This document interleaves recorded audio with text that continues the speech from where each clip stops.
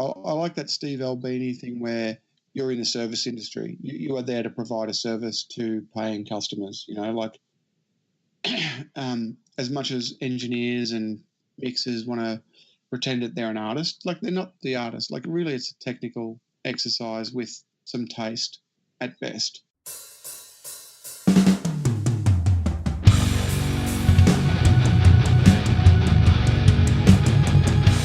Welcome to the Production Masters Podcast, the philosophies and techniques behind making music according to the masters of music production.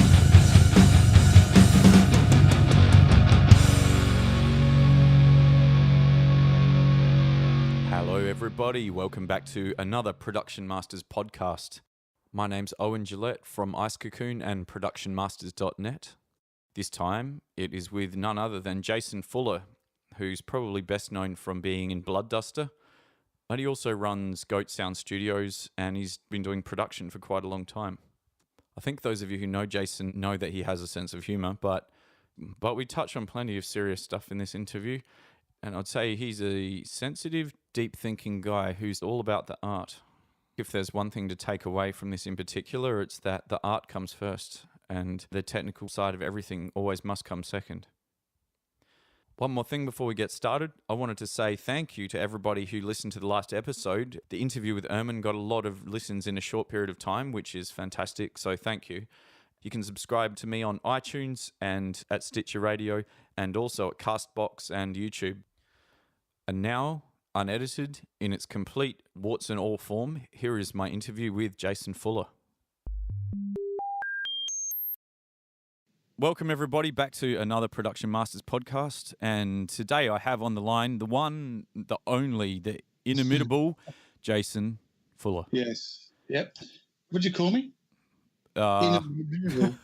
Inimitable? Right, inimitable. Yep. Yeah. Well, that's fair, isn't it? I've been called a lot of things, but that's the first time I've been called that. Oh, I thought it was a nice thing to say. Man. Thanks, man. So how you doing today? We've just been talking off mic, so I know how you're doing, but I'll ask again. How you doing today? I'm doing good. I'm hot as fuck. Yeah. And not as in like sexy, like hot as in fuck. The temperature's fucking insane. Yeah. So I've left the studio because I didn't get in there quick enough to turn the air conditioner on before it turned to fucking 60 degrees, and the air conditioner couldn't compete. So I did some quick mixes and stuff I had to do, probably put in less effort than I should have, and then I was out of that fucking joint. So that's my work ethic. If it's too hot, your mix could suffer. Yeah, well, I mean, when you mix, that's the level of professionalism that you're dealing with. Oh well, maybe. Oh, I don't know. So when do you mostly mix in the box though? I hate the term in the box, but do you mostly mix just digitally? Yeah, pretty much. Like I had a desk for years, and it just started to become so fucking unreliable and costly that I just lost interest in trying to get things done, and the recall was just a fucking punish. So it was just So in terms of mixing, it's pretty much all in the box now. I might leave the box every now and again and put something back in, like, route something out to like a space echo or a reverb that I want to twiddle knobs with or whatever. But generally it's in the box. And, but I mean, I still do a lot of tracking to tape, and I still use tons of outboard gear when I'm tracking, but fuck, why would you bother mixing on a fucking desk now? What a fucking chore. Well, I suppose if all things were in an ideal world, I mean, in an ideal world, there's lots of things, but it's just like the bands I'm dealing with are less than ideal. When someone comes back and they're like, the toms need to sound more like boxes, and you're like, okay, it's like, I don't want to go through, I just don't want to be spending the power bill on powering up a fucking desk at this point.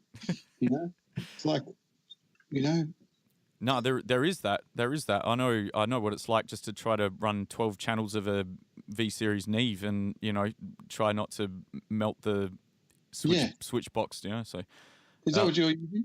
sorry. Is that what you're using?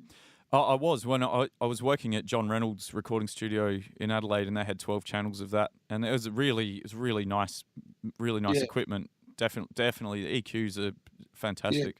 Yeah. What's the difference between the V series and the VR series? Do you know? I don't know, but I expect maybe it's just the it was made the year after or something. I don't know. Yeah, no, I just bought a couple of VR series preamps with the EQs and filters and gates or whatever that they've got on them, and I'm just looking racked up. But yeah, I just wanted to know if anyone's used them. I don't know. I just got them cheap, so I thought I'll give it a go. No, that's cool. It's I don't know, but I'm sure it's worth running stuff through it. Yeah. Yeah, all that stuff's fucking a bit of this, a bit of that. Who fucking really cares at the end of the day? Well, your philosophy is more about capturing it on tracking, though, right? Like, yeah. Well, I mean, I'm.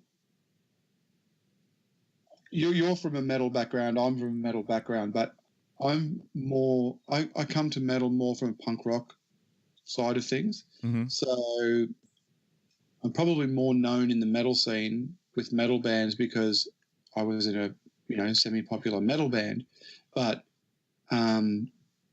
ethically and morally I come more from a punk rock background.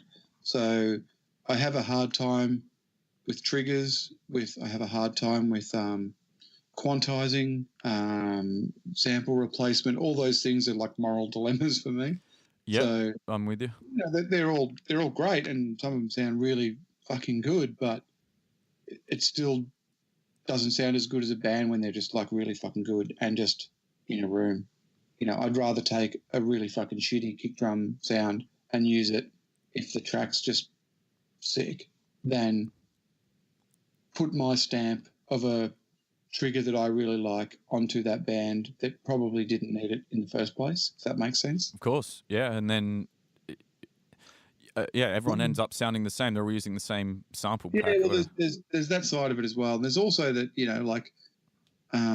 I bought a turntable that I liked, 10 years ago or something, and the salesman that was telling me about it was like, it was a couple $1,000. Yeah. And he was telling me, you'll be able to do this, listen and you'll hear the fidelity of something. I'm like, dude, I'm listening to Sore Throat records.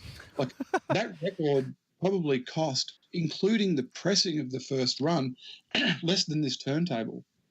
Like, really, I just want to hear the band. It's like audiophile, like because cinema fucking nuts, and they, get obsessed with the fucking movie quality and stuff, and they won't watch it. It's like, dude, like once it's on, that movie could turn to black and white and be in mono, and if the story's fucking good enough, I'm going to watch it and I'm still going to love it. There's something to be said for the band being more important than the dude who is fucking quantizing your drum track or something, Absolutely. And like I hope that there's I don't know if there is, but I hope that there will be an arc back towards the music. There is. Yeah, there definitely is, man. Like it seems like there is. Yeah, like I'm getting so many bands who have just no interest in any of that stuff, and even the technology side, I feel like the last few years it's kind of reached this almost like it feels like it's reached the point where the sound quality of digital is great. People aren't worried about that, and now they're just putting microphones on their instruments and they're recording them, and whatever comes out is what their band is about, so which is great, because that's kind of the exciting thing about music is as soon as the fucking song starts, most people aren't worried if the kick drum is cutting through the mix. Like, most people are just like, that fucking song's sick. Yep. And that's the way it should be. So hopefully it kind of, I don't know, continues along those lines. I don't fucking know. But yeah, and I mean, and even if you're making more technical music, like I went when I did the interview with Frederick Nordstrom, he was saying he recorded this band from Iceland that were like, and I went and listened to them afterwards, and they're like super technical death metal. And he said basically nothing is fixed, there's no triggers, and it sounds friggin' amazing. Like it sounds like a band playing, but really well. It sounded awesome. Yeah. The level of, like, seriously, in the last 20 years, the level of, like, musicianship with bands has just improved like 1,000,000%. Like, there wasn't that level when I was starting out 20 years ago or 26 years ago. Close to 30 years ago. Fuck, I am the oldest cunt on the planet. So, like, you know, we'd go and see bands, and if they made it through a song, we were fucking amazed. Because it was a thing. And now you go see bands and they sound like a fucking record, and they're young and they're proficient and, you know, all this stuff. And I think digital really does have, you know, it should get some kind of fucking award for that kind of stuff, because people are able to analyze what they're playing a lot more, hear it back instantly, make changes, do all those kinds of things. Like, I don't think digital gets the props that it really should for those kinds of things with people playing, you know, because back in the day, you were lucky to record yourself on a fucking tape deck and lucky to be able to hear what you just played. Absolutely. Now people can hear crystal clear what they're playing, and that's translating into how good the musicianship level is live and all that kind of thing, you know, like in terms of, especially in terms of like technical metal kind of stuff, you know, like, you know, a 12-bar blues band is going to be a 12-bar blues band, but when you're getting into that upper level of, you know, tech death, you know, or fast metal, in whatever term you want to, you know, however you want to say it, thrash, whatever. Yeah. You know, people can actually tell what they're playing now, where fucking 30 years ago you didn't have a hope in hell. So it's just really advanced that kind of style. And that said, that's nothing that I would ever want to fucking listen to. Well, I appreciate the effort that's gone into it. So if you get a chance to sit down and just put on something you'd actually like to listen to, what would you put on? I really like novelty music. Like, I'm actually working on a theory right now that it's the last type of music that hasn't been, you know, gentrified. It's like you can't be cool and listen to a song like Yummy, Yummy, Yummy. You know, like you're listening to it purely because you fucking like the song and you don't care about anything else that's happening. Novelty music is one of those things that separates everyone. Like you can't think you're cool listening to it. So the people that make it generally aren't cool. So something like Lady Beard? Well, yeah. Like I'm talking more like I like more 60s kind of stuff. Shit like Tiny Tim. You know, it's fucking ridiculous at every level. But it's just honest. It's like the last honest music, like, or the last genre of honest music, because you can't. Yeah, I don't know. There's something about it that just feels like these people are making it, and it wouldn't really matter what you thought. They're still going to do it, and you know, fucking whatever. It's. Do you know what though? I feel like music in general, even in pop, used to have that feeling to me. Like pop music in the 80s felt like it didn't care if you were listening or not. You know what I mean? That's what it seemed like to me. Yeah, I think it's like, I know the vibe you're talking about.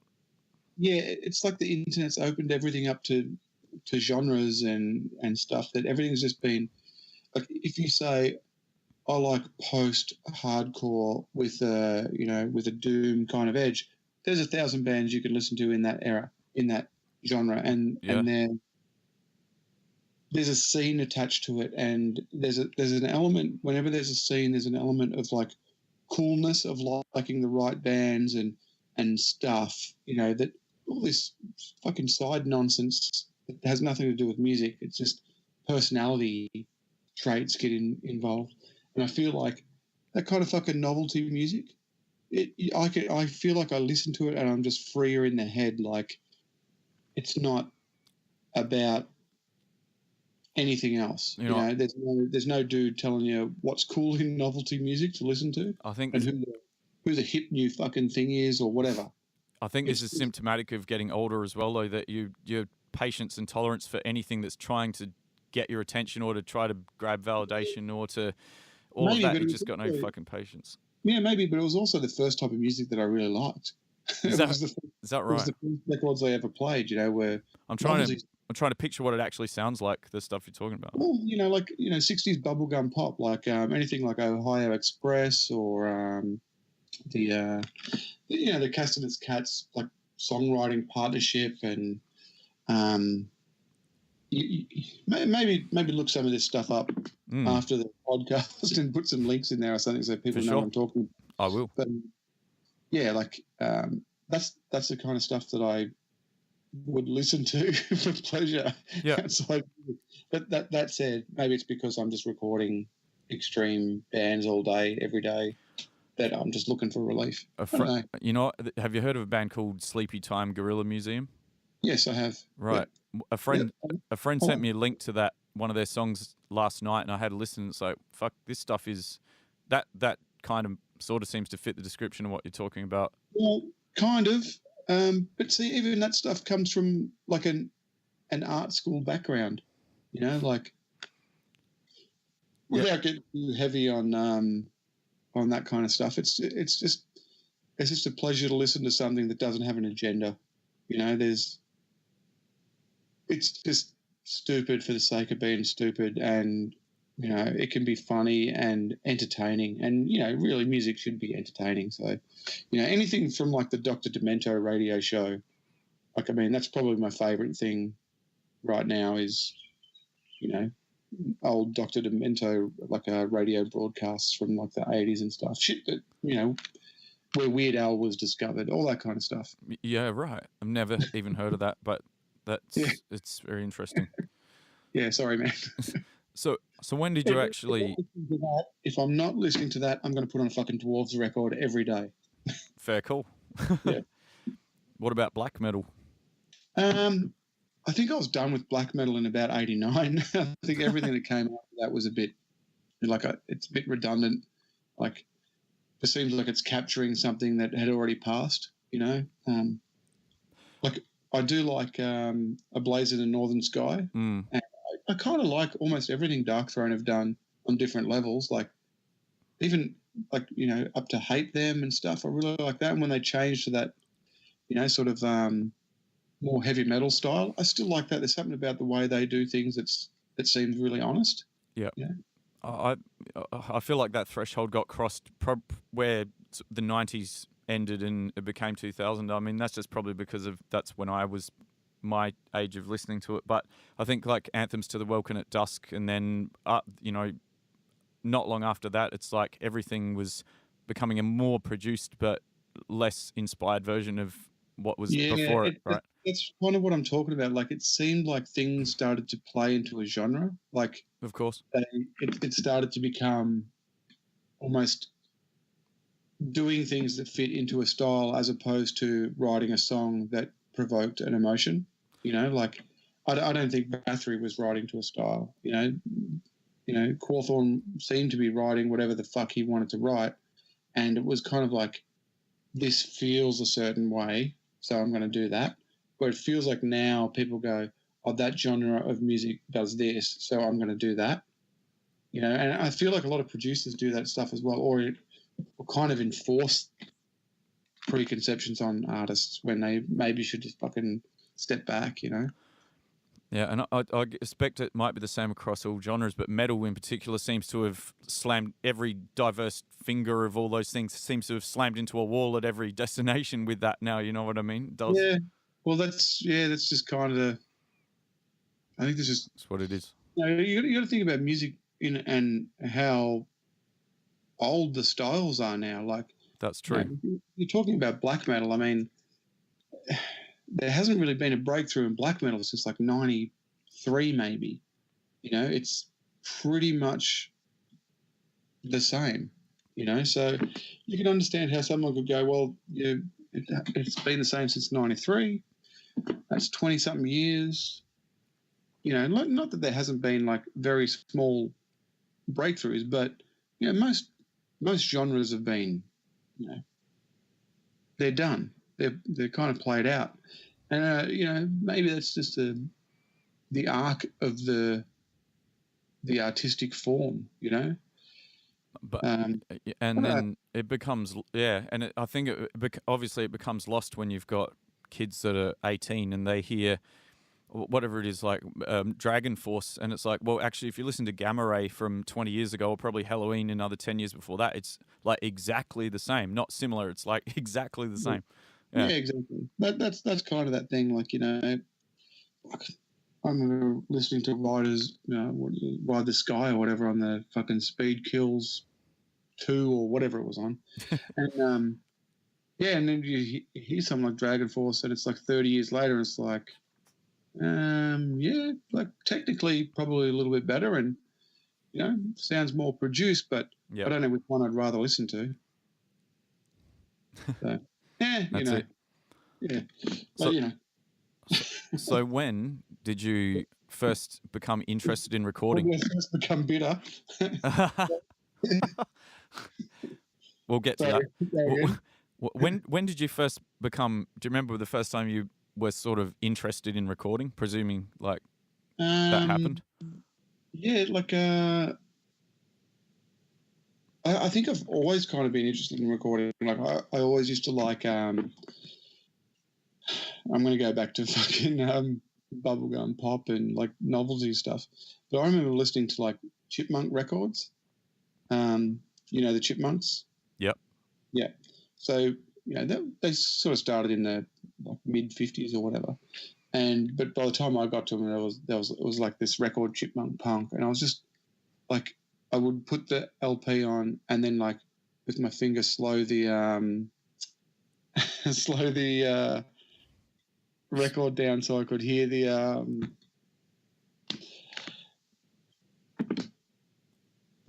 sorry, I just got distracted by something outside.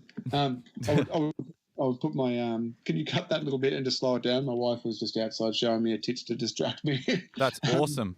I'm definitely not cutting that out. Right, okay. So anyway, she just fucking tries to distract me when I'm doing this kind of shit. So anyway, I used to like put my finger on the turntable to slow the record down to hear how the voices should have sounded, and it was just like this thing like, oh wow. So if you record slowed down and then you sped it up, you could hear the, you know, like it does this voice. So I'm like, it did that, you know.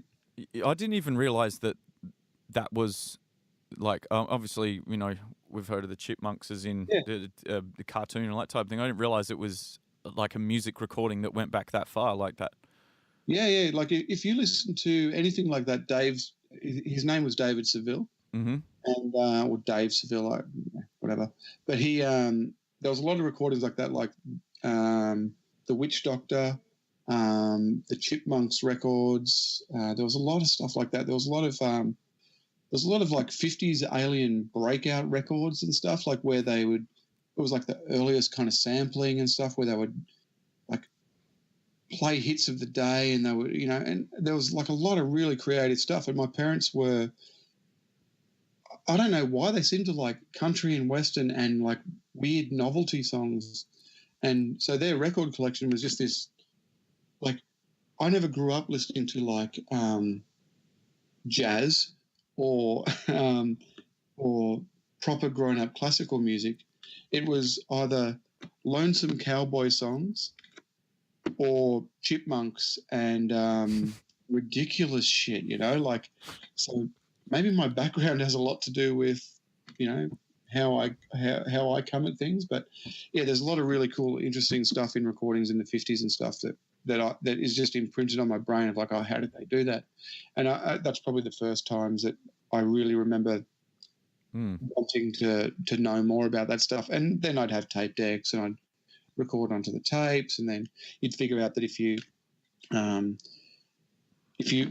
pop the tape, what do you call it, the tray open on certain tape decks, you could put your finger on the reel and slow it down while it was recording, and then record your voice. And then when you played it back, your voice was like this warbled high pitched kind of thing. So like that kind of tape manipulation stuff was kind of always really interesting. So that was probably the first time I got interested in any of that kind of stuff. When did you first start recording yourself? And stuff, I think. Sorry? Blood Duster was probably the first things I really started recording because I just felt like I was spending too much money in other people's studios, and it started to get to the point. When we did Fisting the Dead, the engineer producer, he wasn't really the producer because how could you produce someone when they book 12 hours to do an album, including mastering? He insisted on being called the producer, though. So when we recorded it, like I remember kind of being like, oh yeah, like, you know, I think I could do this. It doesn't seem that fucking hard. And at the time, everyone was parting out like Neve consoles. Yeah. But his studio was like $1 million studio. It cost him a fortune, and you know, we replaced the kick drums on the Fisting the Dead record, or put them in because the drummer didn't play them, and then you hit render or enter or whatever it was on the old systems, and you'd walk out and make a coffee, and 10 minutes later you'd come back and hear the kick drums put in there. You know, like shit. So what era was that? So that would have been like 91, late 91. Oh my God. So what was the actual, that was digitally recording then? Yeah, so Fisting the Dead was digitally recorded. It was like, so if you have a listen to it, it's like 16-bit digital on ADAT tapes with a computer interface. So they were synced via SMPTE or whatever. Yep. Which stands for the Society of Motion Picture and Television Engineers. Mm-hmm. And they would sync the two ADAT tapes together, and if you were lucky, they would actually sync and you could record more than 8 tracks. So we had like maybe 12 tracks or something on Fisting the Dead, and we could replace, because our drummer didn't play the kick drums in the blast beats because he thought it was impossible. So he just played the snare, and then we'd either choose to put the kick drums on the snare or off the snare. And you had to make the right decision, because every time you made the wrong decision, it took you another 10 minutes, because it took 10 minutes to render that piece of audio out to play it, I guess, via MIDI or something. Fucked if I know how it was working. But I just remember thinking, this doesn't seem that hard. And he said to me at the time, the engineer's name was Doug Saunders. Mm-hmm. He said to me at the time, what you should do is just buy yourself a computer and just get yourself one of these Neve channel like strips, because everyone's just throwing these Neves in the bin. And they're really good strips, man. You should have a look at them. And I remember thinking, whatever, man. He goes, they're about $500-600. And I'm like, I'm not going to spend that kind of fucking coin on some recording thing. You know, now fucking every one of those strips is worth like fucking $5,000 at least. Yeah. You know? Yeah. But I should have fucking listened to him. Anyway, whatever. So, yeah. But anyway, long-winded stories of recording stuffs and getting into it. But, yeah, that's when we were just spending too much money recording, and I just, as the technology got better, I just sort of moved with it and just bought little bits and then just started recording bands. When did you build your own studio? Probably 10 years ago or something.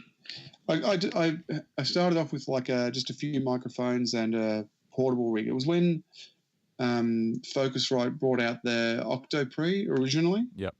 I pulled out an Octopre from my rack the other day, and it was like $2,500 without the digital card that was an extra $600 or something. So it cost me over $3,000 for an Octopre. And now you can get pretty much the same thing, probably with better converters and everything else, for like $300. So it was that long ago. So yeah, I just had like a simple recording thing where I could go to rehearsal rooms and just record bands, and it just kind of slowly built till I decided I needed a room where I could record the guitars. I need a room where I can record drums, etc., etc. So it just kept escalating to the point that it's at now, where I want to burn the whole fucking thing to the ground. So. And I suppose as your notoriety built as like being the successful, the successful dude. musician in Blood Duster, I suppose people are like, oh, dude, can you record me? And then I suppose that snowballs. That's kind of how it happened. Well, I think it was because at the time, like, no one knew people. There was no one recording. So it was a novelty to be able to have someone come to you and record your band, and it didn't cost you a fucking fortune, and the results were pretty good. So it just kind of kept building, like, yeah. Now, I suppose it's a silly question to ask. You obviously didn't go and study engineering at some stage? I did. Oh, you did? Yeah, like I didn't until I found out I was going to have my first child, and because I left school as soon as I turned 16, so I just finished year 10, and I just fucking left school and didn't do anything. So I didn't have even year 12. Yep. And when I found out I was going to have a kid, I just thought, fuck this. I don't want my kid leaving at that age. So I went back, and it was easier for me to do a bachelor degree than to get a year 12, what do you call it, diploma or something? Yeah. Yeah. So because of like recognition of prior learning and all that kind of stuff, all I had to do was all the written shit, and then I had a bachelor degree. So I did actually go to SAE and put in like a year of study. So yeah, and would you think would you say that was an important foundational thing for you building like where you are as an engineer? Not really. Like I felt like it kind of filled in a couple gaps, like because I didn't have any theory of how stuff worked. I just kind of instinctively knew how stuff worked. So being forced to sit down and answer a question of, how a delay works in a live situation over a distance, and absorption coefficients in different things, and reverb times in room dimensions and all that kind of stuff. Like I had no fucking idea of that kind of stuff. Yeah. I would just walk into a room and go, "This room sounds cool," and just put up some mics, and if it sounded cool, it was good. Like now I feel like I know why that's happening, but I don't think it actually helped. Yeah, there's a few really non-intuitive things about engineering, like understanding phase relationships and acoustics, that type of thing, that I think theory is helpful to sort of make sense of. It is good to know that kind of stuff, but it feels like a lot of that stuff now is so common knowledge within audio engineering that you could turn on any YouTube channel and say, how do I record a drum kit? And the first thing they're going to tell you is, okay, phase relationships is this. Yeah. I'm kind of going to know, because I talk to young musicians and they seem to intuitively know this now, like it's just a thing. So I don't know, like I'm kind of in two minds about audio schools. Like I've seen people come out of them who have got fucking lots of shit out of it, and I've seen people come out of it who are just fucking clueless fucking retards who really shouldn't have been. They should have been at a special school, not at an audio school. Yep. Yeah, that's it. I think if you don't have a sense of, I don't know, some kind of inherent sense of what music's meant to be like, how it's meant to feel, how it's meant to sound, then no amount of schooling or YouTube videos is going to help you. So, like I've known some really good painters, and who have dropped out of like uni courses in in painting and fine art and all that kind of stuff. And whenever I ask them, they just say, you can either fucking paint or you can't. And it's like, okay, well, that's pretty, and these are like really nice, good artists, but it's one of those things. Like a lot of the time, you're really just sort of going to have things that you kind of instinctively know reinforced or fine tuned. If you don't know, school's not going to help you, so. Yep. I think one of the things with those audio schools is that they'll just fucking take anyone anyway. They won't weed out people and say, look, maybe you're better suited at something else, because, there's just so much fucking money involved in putting someone through a school, Yeah, totally. Yeah. But, yeah. Whatever. So when did it actually become Goatsound? So the guitarist in Blood Duster was a graphic designer for a while, and his graphic design company was called Six Goats. Yep. For whatever reason. So I just called it Goatsound just to really annoy him. So it just kind of, there wasn't really a time where I said, okay, this is now called Goatsound. It just sort of was a joke that just kind of started to become a thing on records. So yeah, it just kind of all happened at the same time as when I started recording things, So I don't even know when the first recording I did was, probably 2000, maybe. Right. Something like that. So yeah. And didn't you work doing cutting at Zenith Records for a while as well? Yes, I managed Zenith for a couple of years, I guess, and right. Yeah, so I did I was like the cutting engineer and the dude that made people turn up on time if I could. Just that kind of stuff. So, I learned a lot there about, like that was before I went to the audio school. So I learned a lot about how phase works there, because phase in relationship to cutting a vinyl LP is like pretty important. Like if the band's out of phase, then it's not going to cut. I don't know if you know about how much vinyl records work, but yeah. But if something's out of phase, it's not going to get cut on a record without a skip. So, you only have to have a couple records come back rejected that you really start to pay attention to,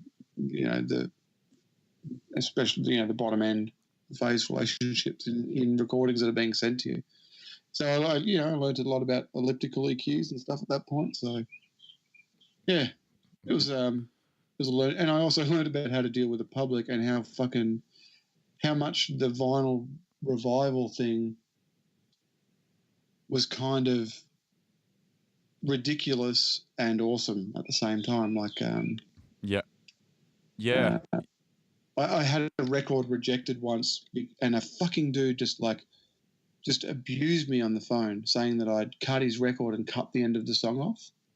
Right. And I was like, what the fuck is this guy talking about? I cut the end of his song off. This is ridiculous. So I went back and listened to the test pressings that I'd sent out.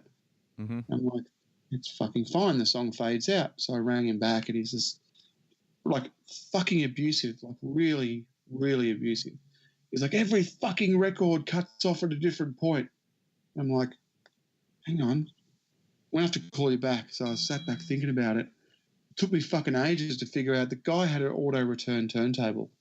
Like, it wasn't playing the end of the record. Like, the run-out groove went too close to the inner label, and his auto-return, like he had a shitty auto-return turntable. So, of course, it was like... just picking up at a different point each time. But he couldn't understand how a record worked, and that really was eye-opening as to the people who were getting records made. Like I had major labels come to me, and they would send a CD that you could buy at JB Hi-Fi, and then we would cut that onto vinyl, even though we were asking for 24-bit masters and the rest, and then they would sit back and go, it just sounds so warm, so much better on vinyl. It's like, what the fuck are you listening to? That's just a generation down, you idiot. But yep, totally. People will convince themselves of all kinds of shit. So yeah, that's it. No, I mean, vinyl, if everything is done really well, vinyl can be awesome, but it's so easy to fuck it up as well, isn't it? Or to do the wrong ththing. Well, it's also it's not a perfect format, but it's definitely a lot more honest. But if you're, who the fuck is cutting to a half-inch or quarter-inch master and then sending that quarter-inch master to the pressing plant, and then, that they have a fucking well-aligned quarter-inch or half-inch machine that can then go straight to the lathe. 99% of stuff goes digitally. Fucking another 99% of that stuff is not perfect digitally, or it's fucking over compressed and all these kinds of things. Like I saw it all at that joint. So, that said, there are records that have been done, completely analog and stuff, and there are pressing plants and places that are doing like really fucking good vinyl cuts. Yeah, and they're still unreal. So, but because the majority of people just want a fucking record, man. They don't give a shit. Yeah, that's it. But because you can actually cut a hyper compressed digital source to vinyl, can't you? It'll just sound like absolute crap. Is that right? It'll just sound like a hyper compressed digital thing just cut onto a record.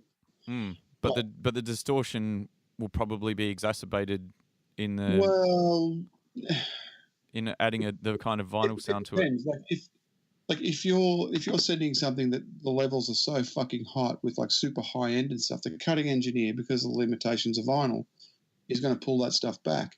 If you send them something that's not hyper compressed and doesn't have because on a CD, like you can boost 16K to your heart's content, and the CD is going to read it. Your human ear isn't going to hear it.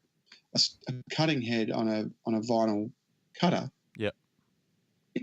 it's going to fucking try and reproduce that into a physical medium, and it's not going to cope. It's so a cutting engineer, to get that done, if you're making a master for vinyl and you make it bad, it's only going to get worse. If you know what's actually going to happen, like you're not boosting EQ points to the over the range of human hearing, basically, the cutter head is going to cope with it fine. But the thing was, with CD, a lot of people lost that kind of sense, because there's no consequence for doing it. Yeah, there's no consequence. So you can boost fucking 16K by 20 dB if you wanted, and a CD, human ear is not going to hear it. A CD will reproduce it. Not that you're going to hear it on a CD, but it'll the bits will be transferred to that CD. But on a record thing, a cutting engineer is going to pull all that kind of shit out, which is going to affect everything else, and blah blah blah. There's just that's a whole fucking argument of nonsense. Yeah, and whenever you are unlucky enough to stumble across a discussion or whatever you want to call it on the internet, people talking about the quality of vinyl, or vinyl sounds like this, like majority of people don't seem to really know what they're talking about, Dude, I can tell you right now, like most of the people who are into vinyl and will be, fucking this pressing something, and it's like that fucking audiophile thing where dudes are buying $10,000 fucking, cables to go from the wall to their, fucking whatever you fucking call it. Like, it's just like, are you fucking mental? Like, you're just pissing money away because you're on the internet too long. Get off the internet and use your fucking ears, and you'll be right. Or go and talk to someone who knows. If it's gone that far, it's started to diverge away from just being able to enjoy music. It's not about enjoying music anymore. It's about some kind of OCD crap or something. Well, that's the thing. Like I've never really met an audiophile that just likes a song. They like the sound of a song, and it's like, but you can get sounds anywhere. A perfect sound would be just to walk outside and listen to the fucking wind in the trees. Like, there's no conversion or bit rate fucking anything. That's as clear as perfect sound is going to be for you, mate. So, if that's what you're into, just unplug all your shit and fuck off. There you go, people. That's the solution to your problems. So, you were talking about recording to tape before. Obviously, that's a whole nother thing. I actually did, I don't know if you call it like a thesis or something like that on recording to tape and digital. It was based around doom bands and based around drum recording, because a lot of people said to me, I really like drums recorded analog. Yeah. Which is the basic school of thought, that analog drums sound better, especially in like rock and roll and the heavier things like doom metal and stuff like that. So I had a test group of 50 people, including bands and whatever. So I did 2 recordings that were recorded both digital and analog at the same time, 2 different albums, including band members and the test subjects, they were asked questions like, do you prefer analog or digital? Why? Blah, blah, blah. And then they were played audio files that were analog, digital, and then digital with tape hiss added. It was like a trick file. Mm-hmm. And there was absolutely no correlation between any of the band or any of the subjects that had any idea of what they were listening to. It looked like they just chose randomly. So at that point, I started to think, well, what do I actually like? And I think what I do like about analog is when you push it really hard. And I also like the workflow on analog where people generally won't drop in. They will just live with a mistake. So if there's a band that comes in and they're the kind of band that can get away with doing that stuff, then I'll push them to work analog, and then we'll transfer to digital after we've done the basic tracks, which seems to be good. People like it because they feel like they're getting a show, maybe, or feel like it's enhancing, which can't be quantified. It's definitely really. it's definitely more exciting. I think. Yeah, there's an excitement about it. There's, if you can put that kind of thing in, and know that that's the reason you're doing it, as opposed to you're achieving some kind of sonic nirvana. Yeah. Then I think that's a good reason to do it. So so I've got the 2-inch tape there. Yep. So it's obviously a 24 track. Yeah, 24 track, and we rarely would push beyond 16 tracks of analog recording, because usually what we do is set the band up, they track, so you've got all your drums, your guitar, be that guide or a keeper track, your bass and bass DI and whatever, and then we transfer that to digital and then work from digital from that point. So you can reuse tape, so I don't mind buying a reel of tape and then using it on 3 or 4 albums. Yep. I don't really charge bands for it, so it's just an extra little thing that and it can actually speed up the workflow when bands know that it's not easy to just drop in, and it should be kept. So it's kind of counterintuitive, but it seems to work that way. So and then I was going to say, do you mix down to like a 1/2 inch or 1/4 inch tape or whatever it is? No, I sold my 1/4 inch machine like a long time ago. Yeah, I just kind of felt like it was just another one of those things where if you had to recall something, you were just heading for a fucking headache. Yeah, totally. If in an ideal world, it'd be lovely, but yeah, I'm not too fussed about it. If everything, it's one of those things. Like I've never really had anyone ask for that, so it just sort of seemed like, well, I like that Steve Albini thing where you're in the service industry. You are there to provide a service to paying customers. As much as engineers and mixers want to pretend that they're an artist, like they're not the artist. Like really, it's a technical exercise with some taste at best. So that kind of thing just seems like it's like you're kind of hindering them in some way. But also if a band approaches you to record and they've been rehearsing for a while, to some extent do you work with them to hear if they're up to scratch and then help them to get up to scratch? No, like if a band comes in and they're sloppy as shit, then that's the way that band is, and it's not really for me to say, hey, you're not good enough to record. Like I know there's a lot of metal dudes who it feels like they're almost careerist, like they'll put their career in front of the band and what the band does. If a band is their standard, then they don't want their name sullied. And I kind of think, who the fuck are you to tell someone that what they're doing isn't as important as some other fucking dickhead. I mean, you're still going to sell the same amount of records, that being almost none.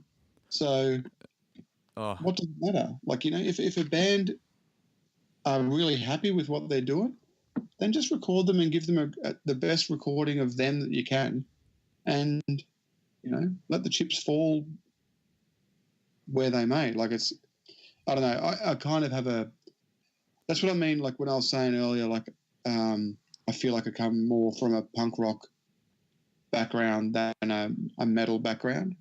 Like, I feel like that's more like a metal thing where metal dudes will justify their existence through forcing things into their viewpoint, if that makes sense. But yeah, and also it feels, I don't know, it just has this really ugly feeling when people think they need to, I mean, everything's got to conform to an industry standard. Like someone decided a standard that you have to do it this way, or, you know, there's a paranoia. It's not done that way. There's definite exceptions to that. Like, if I was recording, if I was employed as a producer on a metal band, and they said to me, "Hey, we want to sound like Suffocation," and I knew that their playing wasn't up to that standard, but they were adamant that that's what they would want, then I would say, okay, let's get, what's that Suffocation drummer's name?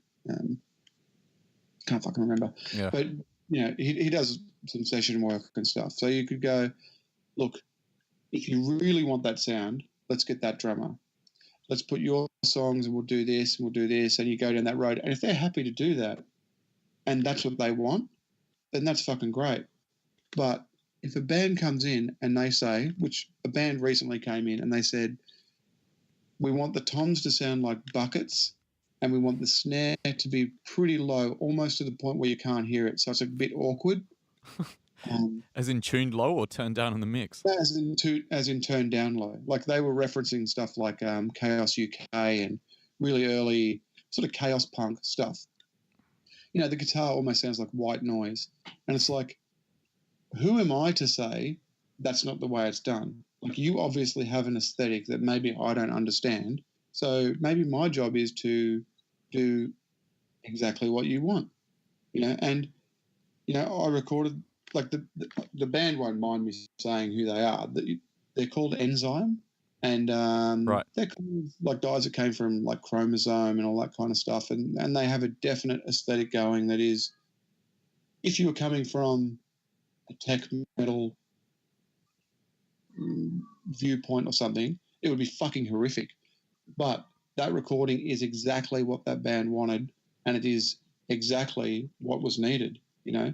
And if I had have tried to trigger the kick or enforce my viewpoint on it, it wouldn't have been half as good as what it actually is. It's fucking horrific to listen to, but it's the perfect kind of horrific, if you know what I mean.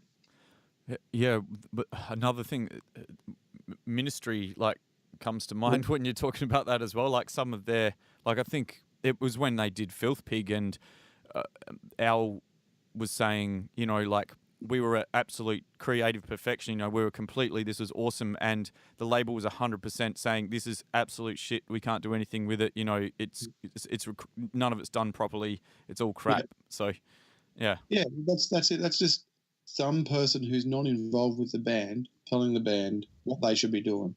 But, I mean, if you sign to a major label and you've got major label backing and you want major label money, then you have to listen to the guy with the money and what he wants, because he's an investor. But if the band, usually I'm dealing with bands who are not coming from a label in any stretch. It's their own label and their own tastes and their own stuff. So, you know, to try and like enforce any kind of opinion on their kind of thing is just 100% wrong. You know, I would have hated it in the early Bloodduster days if anyone had told me how the fuck that should have been done. Because to me, I listen to Fisting the Dead, and that record still sounds exactly as I would have done it. There's not a thing I would change about it. Yeah, wow. The Yeast record, not a thing I'd change about it. That's because that's exactly as I wanted it, you know, like, and I would hate to have been that dude where the engineer said, hey, maybe you should try tuning up to E because I don't know if you realize, but you're tuned to B, and forced those kinds of things onto like a young band. Like we were really young. That was like our second recording, so we were an opinionated bunch of fucking cockheads, but, I would have hated. I wouldn't have been able to live with that recording. I probably would have quit music if someone had done that to me. So there's no way I'm going to do that to someone else. But anyway, that's my opinion on all that stuff. Yeah, so... have you interviewed Steve Albini yet? He's got some good views on all that kind of stuff. He generally articulates it a lot nicer than... Yeah, I know he's got certainly some individual ideas about, creating music and stuff. So I actually don't know that much about him either. Just that his reputation precedes him and that he's got certain ways of working and he gets results and he's highly creative and all that. But well, it's funny about that dude because it seems like every interview always starts with he's a prickly character and something, and it's like it just seems completely fucking logical. Like, don't be an arsehole. Just record the band as they want. The end. It's like all these other opinions have got. It's like his reputation has become this thing. And it's like, it really just seems like a normal dude. So, I think it was just at the time it was so outside the industry that it was considered a bit abrasive. But really, it's kind of, almost unionistic or something. So, and he's still, like I said, I don't know that much about him, but is he still working with bands now? He's still active? Yeah, he just still does like, a couple hundred records a year. He works every day. He will take any band that comes and, he just, pretty much most of the stuff that I'm saying, I'm sure he's kind of probably more that way inclined than, not to say I'm anything like him because his fucking technical knowledge is a lot fucking greater than mine. But yeah, I like his aesthetic in terms of records. There's that kind of thing. Do you know Jack and Dino? I don't. No. Okay, so Jack and Dino did he did Bleach, I think. Okay. Yep. A bunch of Mudhoney stuff, and pretty much did all the early Sub Pop stuff. Right. Yeah. He's a really good engineer as well. And Steve Albini did all the kind of early Chicago punk stuff and some Pixies, and he did In Utero. And the reason I like to use those two guys as analogies of stuff is because they're both really fucking good and both have kind of differing opinions. Right. Yep. Steve Albini is kind of noted as saying a recording should be like a photograph of the band. Like the band's in a room and you take a photo and that's the band in the room at that time. And that is a recording of that moment. So adding things after they've recorded or changing things to be sonically different than how they sound in that room is kind of a no-no. Like it should just be that's the band in the room and you're hearing the band without any interference. And I've heard Jack and Dino saying a recording should be like a painting where it is a painting of that person, but you're free to express yourself, with that to make it better than in real life, Yeah. I think there's cool things about both those attitudes, and both of those guys are coming from a more punk rock background. When I think of metal dudes, I feel like they just have a fucking grid, and they have a set of drum triggers that they like to use, and they record all bands that are pretty much the same, so it's really safe for them, and they just enforce those opinions, and you get 15 or 20 records in a row that sound pretty much the same, where bands have paid big money, and then they fuck off and start doing a career in TV or something. Yeah, it all absolutely sounds the same. And when I was talking to Alan Douches, we were saying the same thing. It's like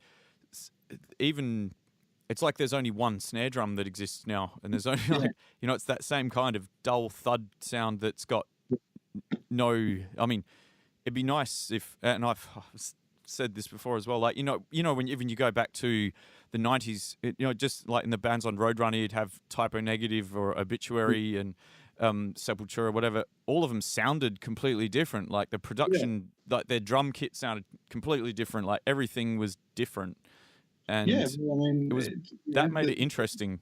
Yeah, the differences of a room and a thing, and like there's a thing that happens when there's people in a room and they all interact a certain way, and and all those little acoustic differences that are small just all add up. And when you just have a band and you just quantize that band to a grid using a sample pack from blah blah, yeah, I mean, fuck, you're going to really struggle to make that band sound any different. Like, I mean, their riffs might be different, but sonically, it's kind of all the same. Like, I mean, even in early grindcore, like, if you listen to like the Terrorizer album and you listen to, the Napalm Death album, they're similar kind of styles, but sonically they're just wild. Yeah, yeah, and it's interesting to listen to. Yeah, that's right, because there's an actual individual character. Yeah, I'm sure at some point there'll be something where someone figures out that the human brain hearing the same sound switches off or something, like, or that sounds, the compression levels being the same will be like a no-no because the brain can't attach itself to anything that isn't new or something. I don't know.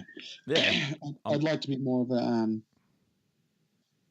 some kind of audio scientist to explain that to you better. But. No, well, look, the language is not really important. The point of it is that of course it makes sense. If you hear the exact same sound tapping away, you're gonna, it's the same as you smell the exact same thing for long enough, you stop smelling it, don't you? So yeah, well, that's it. Yeah, yeah, I think the audio part of the brain is like kind of, it's always secondary to everything else, like I don't know, or maybe just not as quite understood because it's not as tangible as like touch or taste or smell, like like I've never heard a record that's made me go paw.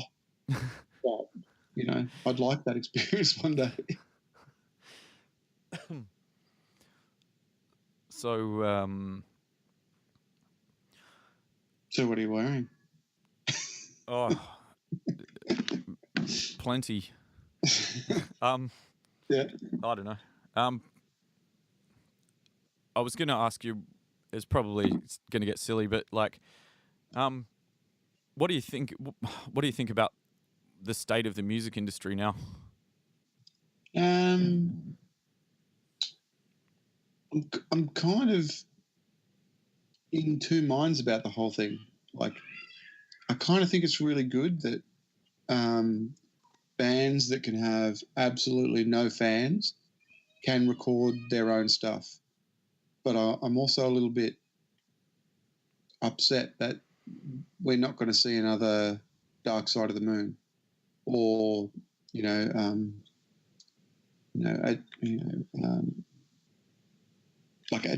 like another Queen record, a Night at the Opera or something. Like, it feels like those records are not going to happen again because the budget isn't there to allow that kind of pomp to manifest and as the way it should, like as much as those records are pompous and ridiculous, I kind of like that. I like the fact that there was bands that could spend a year in the studio and churn out something that was just completely, on another realm, Yeah. Yep. I'm kind of sad that those things aren't going to happen because the artistic backing isn't there. Even though it was corporate backing, they were still producing an artistic result. Now I kind of feel like,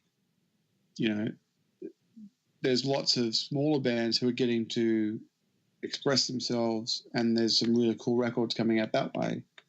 I just feel like we just lost that other element. So I don't know. It just the industry from the most mainstream part of it, which I guess is the remnants of the old, infrastructure, the old architecture of the music industry. I mean, I think that is got to the point of basically regressing to the point where it's just dissolving into nonsense, Yeah. really. I mean, people are still selling T-shirts and they're touring and doing all those kinds of things, and that's all great. But Yeah. what if you're a band that doesn't want to sell T-shirts or tour? Like you like a lot of people use that kind of, thing like, well, bands can tour and they can make money from this. Believe it or not, music isn't touring. Music isn't selling a T-shirt. They're completely separate enterprises. Like some people just made music and they were able to do that. It's like saying to painters, you're not going to get any money from your painting, but hey, if you take that painting and you travel the world and spend your whole fucking life showing people this fucking painting, then you could make a good living. So how about you shut up? It's just like, what the fuck is that shit? Like, they're all completely different things. Like, you wouldn't say to a butcher, hey, look, man, I'm not going to pay for any of the meat that you give me, but I'll tell you what, next time you do a show about cutting meat, I'll fucking buy it then. Well, I don't fucking know. It just feels like everyone just wants to make up an excuse for not paying someone. Yeah, and it's almost impossible to see a point where that's going to be any different, though, isn't it? Like, I really don't think it'll change. I mean, Spotify came in and pretty much took, I mean, YouTube as well. Like, my opinions, I feel like if this had happened 40 years ago, people would have rioted in the fucking streets. But everyone's so friendly to corporate culture now that they just, if someone's making money, they feel like that's a good thing just in itself. It's weird. It's like even old punk rock guys who were anti-corporate, they're being fed this bullshit that a company is coming in and doing it for the man. And it's like, I don't know where fucking people think Google are doing it for the man, because I can tell you right now, if Google stopped making money, they wouldn't be fucking like doing anything to fucking help anyone. Like then, it's like Google have taken all of recorded history in terms of movies, music, and all this kind of stuff, and just put it all on YouTube for everyone to have. And it's like, hey, man, it's free. And everyone goes, yeah, man, that's really fucking cool that you did that. But they didn't do that because they like people. They did it just purely because they could, and they're an enterprise that makes fucking money. So how people aren't like outraged that they took from people who have no fucking money, musicians and artists and all that kind of stuff, and they just decided on their own to just hand that out. It's like, you just took from millions and millions of people who have nothing and just turned that into a business for one company of shareholders. It just seems fucking ridiculous that anyone would get behind that. And in the same way that when young people have no other reference point of remembering anything else, that just seems completely normal. Look, I understand things change and all that kind of stuff, but it's like they just bypassed a heap of laws and kind of just made up some shit as they went along. Just like, well, we think that music should be free. Like, I mean, if Google had been honest about stuff, they could have said, look, you can't upload anything unless you prove that you own the copyright. That's it. That's how easy it would have been. But that wouldn't have helped Google. Like, Google don't create anything, or they didn't at the start. They didn't create anything. They just gave you access to everything someone else has created. It's like, what are we applauding that? You didn't create that music. You didn't make the Dead Kennedys albums that now have a fucking Coke ad stuck in the front of them, that were uploaded by some fucking cocksucker in wherever. Yeah, totally. It's like, how about you be honest about what you're doing? You've fucking stuck a Coke ad on a Fugazi fucking live show that some dude uploaded against Fugazi's will. You've stuck the fucking Coke ad against Fugazi's every fucking fibre of their being, and then you've said, we're doing Fugazi a favour. And it's like, no, you haven't. You've actually just taken money out of their mouth, and not just taken the money, now you're actually profiting off taking that money. Because, Fugazi aren't getting any money from that Coke ad. I'm not sure that they'd even accept it if they did. But, you know, if a band says we don't like that, it's like the public is tuned to say that band are being unappreciative of someone stealing their stuff. And it's like this weird negative. And it's like, Yep. back in the day, I keep saying back in the day, but the punk rock attitude used to be, fuck the man. And now we're all for the man, and not even for the man, we're actually congratulating the man and thanking them for screwing over the little person, you know, because, you know. Well, like it's sort of the same as what, relating to what you were saying before. An example of that is like, I bought the most recent, like Bruce Dickinson's new autobiography, which is actually really fun. It's really cool. I bought it as an audiobook, which is like $25 or something like that. Yeah. And then I one point in the last couple of weeks later, I was on YouTube and like I noticed someone's uploaded the whole thing, like fucking 9.5 hours, and anyone could just stream it for free, right? Yeah. And then like when you click on to report it, like I looked at like all the possible reasons you could be reporting this. So it has nudity or it has terrorist connotation or whatever. Not one of the things was it's a copyright infringement. It's like there wasn't anything to say, yeah, sorry, this is actually someone else's intellectual property that now is being, you know, streamed for free. Yeah, it's like people don't kind of realize how long it would take to actually fucking write. Like let's if we're just talking about this book, right? Yeah. Fucking writing the book isn't fucking something that just happens overnight. It's a fucking long process. Then the money and effort that goes into making the audio component and blah, blah, all the crap that goes on with it, and the promo to let you know that the book's even out. And then some dude from Croydon buys a copy and they get to be a hero because they put it on the net. Like, YouTube could stop that. They could actually not put it there. Like, it would just be a simple thing of like, do you own the copyright for this? And if someone went to upload it and they clicked the yes button, they could be, you know, taken to court. Like, hang on, you don't own the copyright for this. You don't own the rights to distribute this. Someone else just built that whole thing. You've just bought it for $25 and now you get to be like, you know, like you're taking down the man. And it's like, you're actually working for the man. You're actually doing everything against, like, you know, like I always like struggle with like this thing where people think that if you're making money, then you're a good person. You know, that's not the way it works. It's like usually those things in the past, those things were generally exclusive. If you were making money, you were fucking someone over because, you know, to make money, generally you have to stand on a few heads, you know? And it feels like now everyone's just like, yeah, we're standing on the fucking heads, man. Like, you know, it's fucking weird. And I just don't get how people can't grasp it. And I think the blinders are basically, I'm getting something for free, so fuck everyone. You know, it's bullshit. It makes you not want to give people things, or me, and at least, I don't know. I might be out of step with fucking everything, so, you know, take everything I say with a grain of salt. Yeah, and I mean, the fact, you know, people would say, well, I actually wrote a comment, but pretty much what I said to you about that audio thing being put on YouTube, I wrote that, and a few people commented, oh, you know, you just sound like you're getting butt hurt and blah, blah, blah.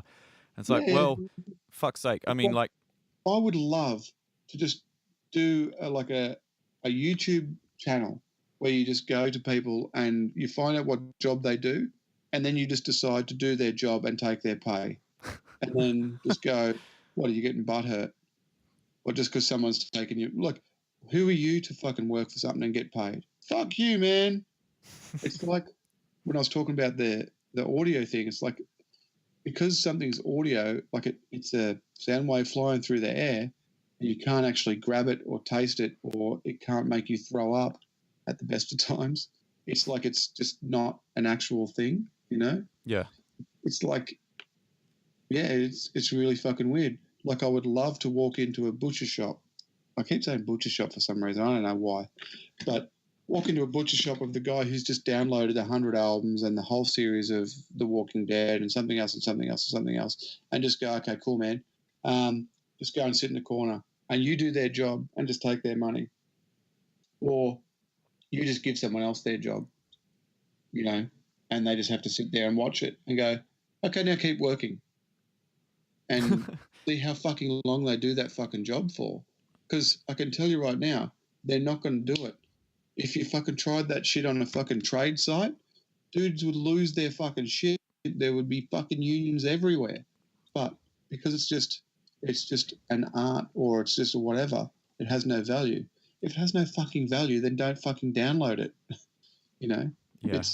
It seems like ridiculously obvious that people just want something for fucking free and they're willing to fuck someone over to get it. Yeah, and like again, it's super difficult to imagine.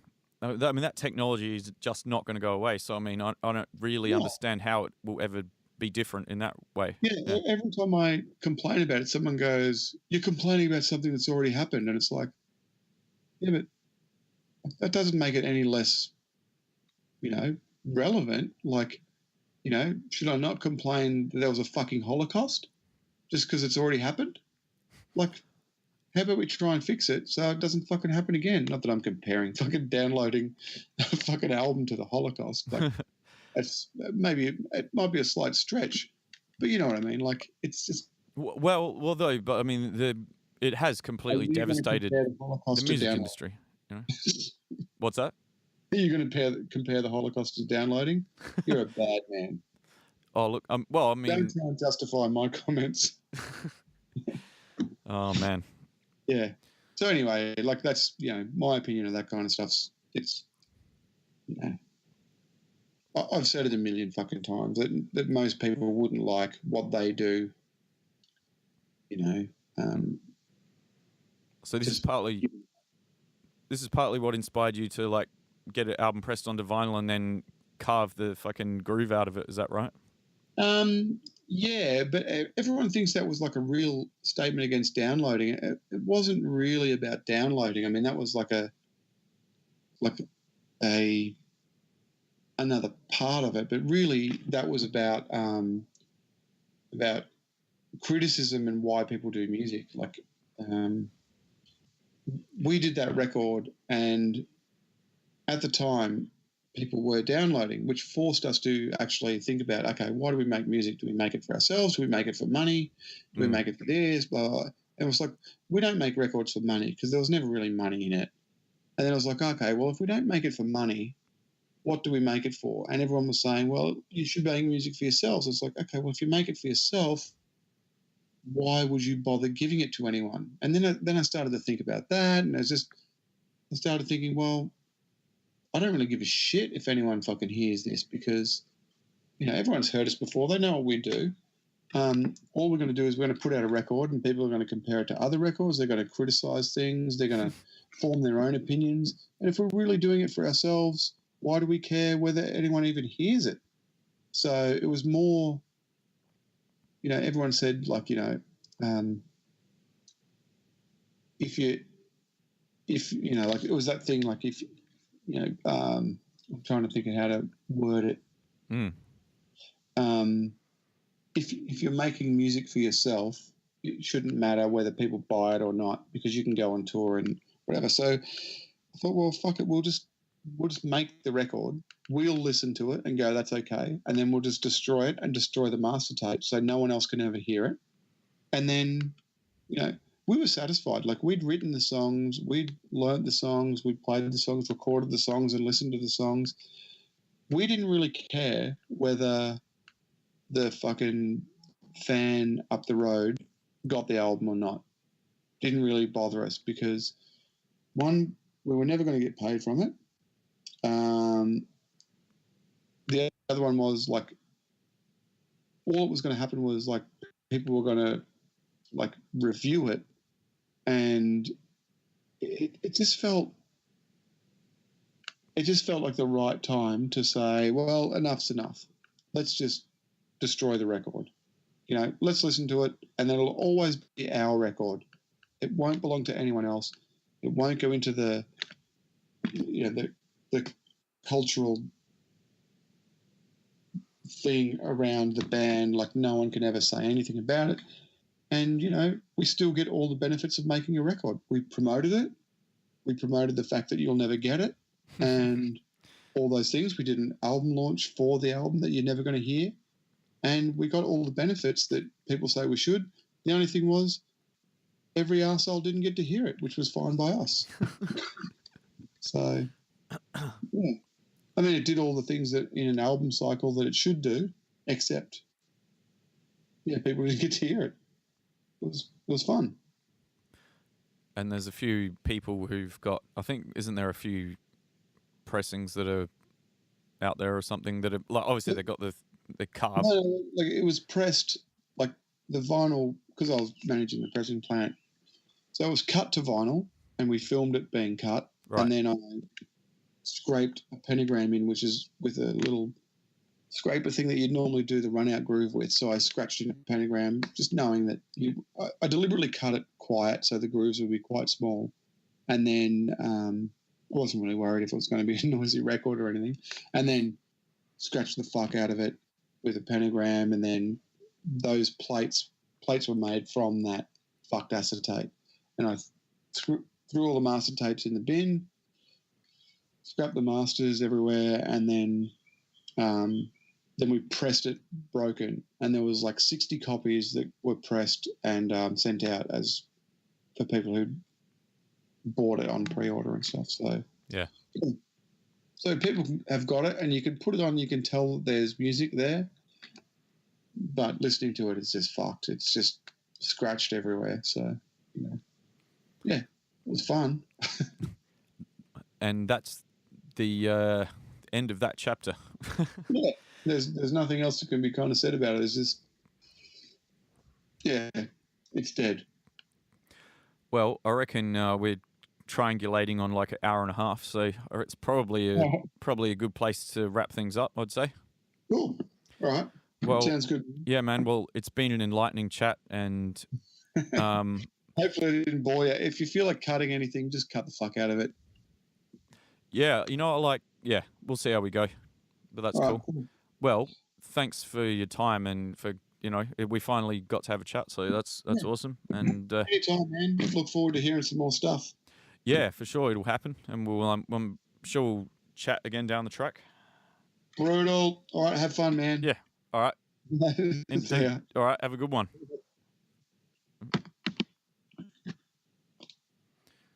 All right.